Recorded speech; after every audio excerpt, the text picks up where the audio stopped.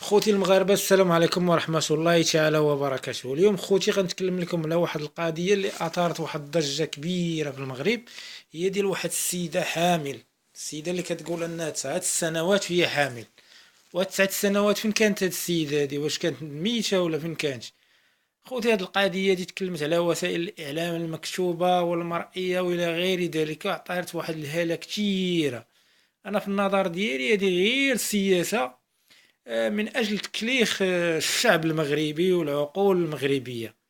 هاد المرأة إلا كانت حاملة نتمناو الله يكون في العون ديالها. كانت مصابة بمس الجين الله يعالجها، كانت غير كتكذب الله يسمح لها. اما باش نبقاو حنا فين ما دخلتي غنبقاو سيدة حامل 9 سنوات؟ انا كيبان لي هاد الخبر غير واحد الخبر من اجل تكليخ المواطن المغربي ويخليه يمشي مع هاد الاخبار الزائفة ويشحطوه. علاش ما تكلموش على الزيادة في الباسبور، الزيادة في رخص البناء، الزيادة في المواد الغذائية؟ المواطن المغربي راه خصو شي اخبار اللي غيستافد منها، شي اخبار اللي غادي تنور العقل ديالو. علاش ما تكلموش على هاد الزيادة؟ يعني كيديروا لك واحد الضجة كما الاخبار السابقة. راك شفتوا انتم الاخبار اللي كانت داولت من قبل، قضية الفيزازي وغير هذيك. ولكن من كينهب شي واحد الثروة ديال البلاد وكيضربها لجيبو وما كيتكلموش عليه، يعني كيسكتوا. ولكن من كيكون شي خبر اللي هو يعني كيعرفوا ان الناس كلهم غيمشيو مع داك الخبر وينساو الحاجة اللي كتعنيهم. لكن ما شي حاجه اللي غيستافد منها المواطن المغربي اللي هو الشحط كما كنقولوا. حنا شنا راه علاش ما تكلبوش على غلاء المعيشه، على الفاتوره ديال الكهرباء والماء اللي كتجي مرتفعه؟ واش حنا غنبقاو دائما نتبعوا هاد الاخبار هادي؟ ما عندنا ما يدار شي حاجه اللي غنوروا بها المواطن المغربي. كافة من التهلال وكافة من الاخبار اللي لا علاقه لها، شي حاجه اللي ما غاديش نستافدوا منها.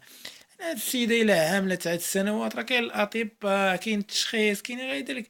كاين ما نعطيوهاش هذيك الهالة، نعطيو هاد الهالة لشي موضوع الذي يخص الشريحة المغربية، الشريحة المقهورة، الناس اللي كتعاني في الأطلس من البرد والثلج، اللي كل عام كيكتبوا عليهم بواحد 5 يطرو ديال الزيت بواحد المانطا ديال 30 درهم ولا 40 درهم، وكيقولوا راه حنا كندعموا المواطن المغربي اللي في الحاجة.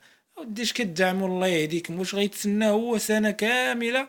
يلا كتخسروا عليه واحد 70 درهم ولا 80 درهم، كضربوا الثوره ديال الفوسفات وديال مقاليع الرمال وديال السمك وديال بزاف د الحوايج.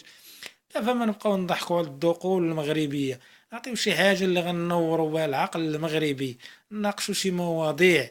كيف ما نبقاو؟ لان هذا الخبر هذا يعني كيساهم في تكليخ المواطن المغربي، وفي باش ما يبقاش يفكر شنو كيدير هو، ولا شنو فكر شنو كيعاني، ولا الازمه الاقتصاديه اللي كيعيشها، ولا السيده حامل، سيده حامله حامل الله يسهل عليها. حنا ما لنا شنو غنديروا، نزيدوا على الخير. لا كانت حامل ما كانتش حامله بلا ما نبقاو عاطيناك الهاله. نناقشوا القضايا الوطنيه، البنيه التحتيه اللي الهشه ديال المغرب، الاقتصاد الهش، البطاله، الفقر. خصنا مستوصفات صحيه. الناس اللي راه مازال كتعاني بالمستشفيات ما لاقاش حتى الدواء. واش حنا غنبقاو عا تابعين الكلاخ ديالنا تالين؟ كافة من هذا الكلاخ هذا.